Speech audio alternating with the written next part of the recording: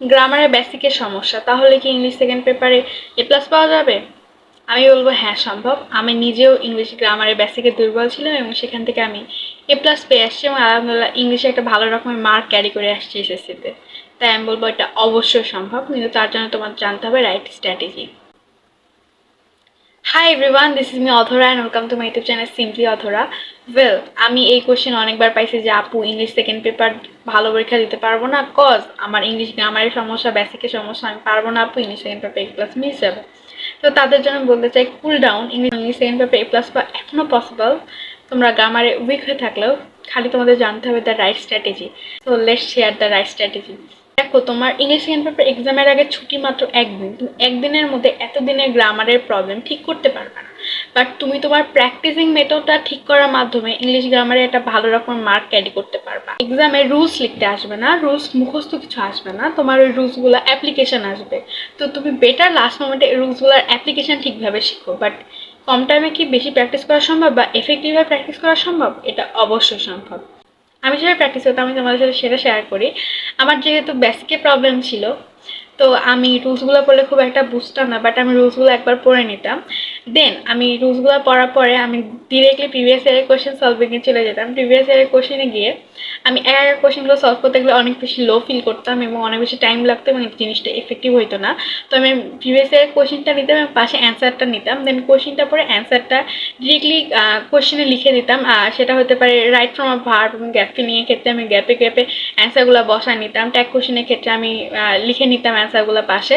And এইভাবে আমি যেভাবে সম্ভব আমি কোশ্চেন পেপারে অ্যান্সারগুলো বসায় নিতাম। দেন এভাবে আমি টার্গেট নিতাম যে আমি এখন আমি এখন বসে থেকে 10 থেকে 15টা বা 20টা করে কোশ্চেন সলভ করবো প্রত্যেকটা আইটেমে। তো এরকম করে আমি দাগায় অ্যান্সারগুলো বসা নিতাম। এবার আমি নিজে নিজে ট্রাই করতাম, জিনিসটা রিডিং করতাম যে আচ্ছা আমি রুলসগুলো পড়ে আসছি, রুলসগুলো কীভাবে অ্যাপ্লিকেশন হচ্ছে, কীভাবে হচ্ছে। এইভাবে যদি তুমি প্রত্যেকটা আইটেমে 10 থেকে 15টা করে প্রিভিয়াস ইয়ার কোশ্চেন সলভ করো, তুমি ইজিলি বুঝে যাবে জিনিসগুলো কীভাবে হচ্ছে। লাস্ট মোমেন্টের জন্য তোমাদের রাইটভাবে প্র্যাকটিস করাই বেশি প্রয়োজন।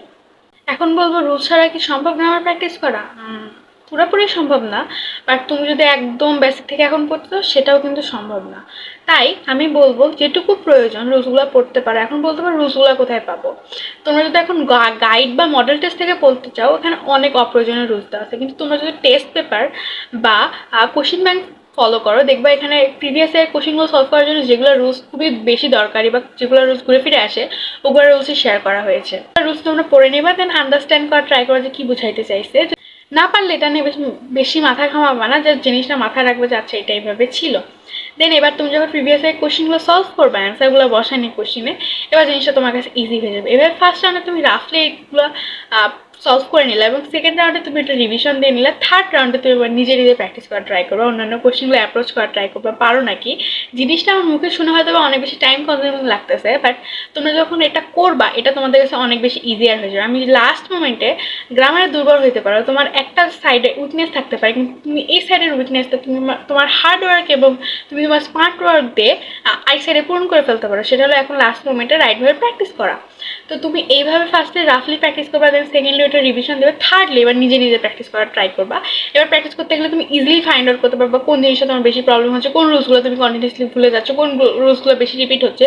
তোমরা একটু মার্ক করে রাখবে এগুলা, তোমরা এগুলো এক্সামের আগের দিন রাতে রিভিশন দিবা। এবার আসি রাইটিং পার্টে।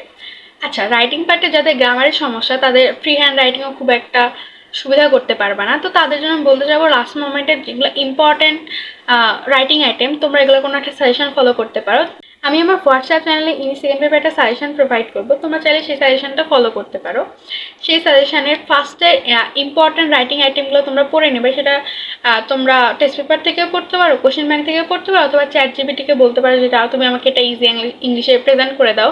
চ্যাট জিপিটির প্রেজেন্ট করে দিলে তুমি জিনিসটা রিডিং করবা এবং আইডিয়া রাখার ট্রাই করবা।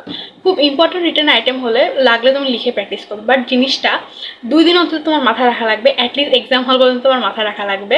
তো জিনিসটা এইভাবে প্র্যাকটিস করবা। অ্যান্ড রাইট প্যাটার্ন মেনটেন করবা এবং ইংলিশ রিটেনের ক্ষেত্রে তুমি স্পেলিং মিস্টেক এবং রিটেন ক্লিন রাখা ট্রাই করবে এবং পারতপক্ষে গ্রামাটিক্যাল মিস্টেকগুলো কম করা ট্রাই করবা। গ্রামাটিক্যাল মিস্টেক কীভাবে কম করতে পারো, এটা তুমি ইজি ইংলিশে প্রেজেন্ট করো, বেশি গ্রামাটিক্যাল মিস্টেক হবে না এরকম টাইপের সেন্টেন্স সিলেক্ট করো। তোমরা চ্যাটজিপিটিকে যদি আস্ক করো তুমি আমাকে এই প্যারাগ্রাফটা বা এই শর্ট কম্পোজিশন ইজি ইংলিশে প্রেজেন্ট করে দাও, গ্রামাটিক্যাল মিস্টেক অ্যাভয়েড করতে পারি আমি যেভাবে, তো ওইভাবে তোমাকে বলে দেবে। তো লাস্ট মোমেন্টে তোমার এইভাবে জিনিসগুলো স্ট্র্যাটেজিক্যালি ডিল করতে হবে।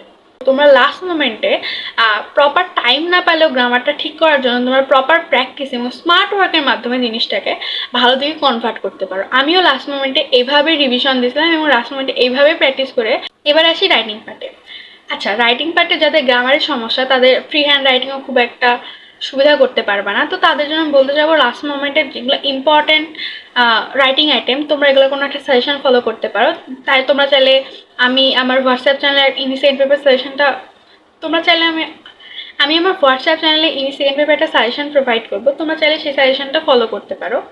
সেই সাজেশনের ফার্স্টে ইম্পর্টেন্ট রাইটিং আইটেমগুলো তোমরা পড়ে নেবে, সেটা তোমরা টেস্ট পেপার থেকেও পড়তে পারো, কোশ্চেন ব্যাংক থেকেও পড়তে পারো, অথবা চ্যাটজিপিটিকে বলতে পারো যেটা তুমি আমাকে এটা ইজি ইংলিশে প্রেজেন্ট করে দাও।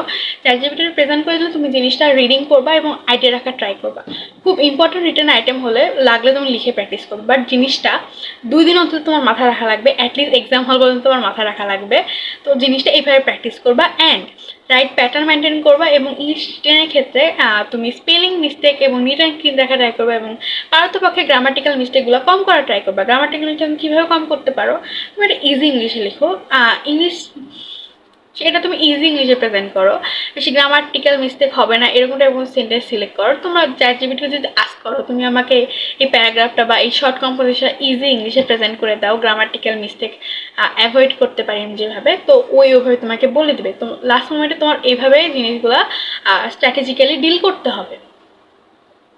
আই গেস আমি তোমাদেরকে বুঝাইতে পারছি। তো তোমরা লাস্ট মোমেন্টে প্রপার টাইম না পেলেও গ্রামারটা ঠিক করার জন্য তোমরা প্রপার প্র্যাকটিস এবং স্মার্ট ওয়ার্কের মাধ্যমে জিনিসটাকে ভালো দিকে কনভার্ট করতে পারো। আমিও লাস্ট মোমেন্টে এইভাবে রিভিশন দিয়েছিলাম এবং লাস্ট মোমেন্টে এইভাবে প্র্যাকটিস করে আলহামদুলিল্লাহ আমি ইংলিশ সেকেন্ড পেপারে একদম 0 থেকে আলহামদুলিল্লাহ ইংলিশ সেকেন্ড পেপারে A+ নিশ্চিত করছি। আমি পারলে তোমরা ইজিলি এটা পারবে। আর লাস্ট মোমেন্টে যারা এখন ভাবতেছে এক্সাম গ্যাপে পড়ে ভালো করা সম্ভব নাকি, তাদেরকে আমি বলতে চাই এক্সাম গ্যাপে পড়ে ভালো করা সম্ভব। সেটার জন্য তোমাদের জানতে হবে রাইট স্ট্র্যাটেজি, রাইট গাইডলাইন। তোমরা রাইট স্ট্র্যাটেজি এবং রাইট গাইডলাইন আন্ডারে থেকে এক্সাম গ্যাপে পড়ে ভালো করতে চাইলে তোমরা অবশ্যই ভিজিট করতে পারো সায়েন্স ব্যাগের টিম তাণ্ডব কোর্সটাতে। টিম তাণ্ডব কোর্সে লাস্ট মোমেন্টে এক্সামে ভালো করার জন্য যা যা প্রয়োজন সব কিছু প্রোভাইড করা হয়েছে। লাস্ট মোমেন্টের জন্য ইম্পর্টেন্ট দাগানো সিকিউ এবং দাগানো সিকিউগুলো সলভ করে দেওয়া হয়েছে, আর পাশাপাশি সাজেশন প্রোভাইড করা হয়েছে, স্ট্র্যাটেজি ফলো করা হয়েছে, এক্সামে কীভাবে লিখে ভালো করতে পারবে এবং কীভাবে কম পড়েও এফেক্টিভলি ভালো রেজাল্ট বের করতে পারবা সব কিছু এখানে শেয়ার করা হয়েছে। তার জন্য তোমরা অবশ্যই এনরোল করতে পারো সায়েন্স ব্যাগের টিম তাণ্ডব কোর্সটাতে। টিম তাণ্ডব কোর্সের আরও ডিটেলস জানতে তোমরা সায়েন্স ব্যাগের ফেসবুক পেজে নক দিতে পারো। সায়েন্স ব্যাগের ফেসবুক পেজের লিঙ্ক আমার এই ভিডিও ডেসক্রিপশনে পিন কমেন্টে অ্যাড করা থাকবে, সেখানে নক দিয়ে আমার নাম বলে তোমরা একটা স্পেশাল ডিসকাউন্ট পাবা। আমি আমার শেষ সময় আমি সর্বোচ্চটা দিয়ে চেষ্টা করতেছি তোমাদেরকে হেল্প আউট করা অ্যাজ এ সিনিয়র, আমার এক্সপিরিয়েন্সে আরোকে তোমাদের লাস্ট মোমেন্টে ফেস করার প্রবলেমগুলো সলিউশন করার ট্রাই করতেছি। তো তোমাদের এক্সাম চলাকালীন সময় আমি এরকম আরও অনেক বেশি ভিডিও আনবো যেগুলো তোমাদের লাস্ট মোমেন্টের প্রবলেম সলভার হিসেবে হেল্প করতে পারে। তো তার জন্য অবশ্যই আমার চ্যানেলটাকে সাবস্ক্রাইব করে রাখবো, আইদার তুমি মিস করবা। That's all for today. কোনো কোয়েশ্চেন বা কনফিউশন থাকলে আমাকে অবশ্যই কমেন্ট বক্সে আস্ক করবা। Thanks for watching. আল্লাহ হাফেজ।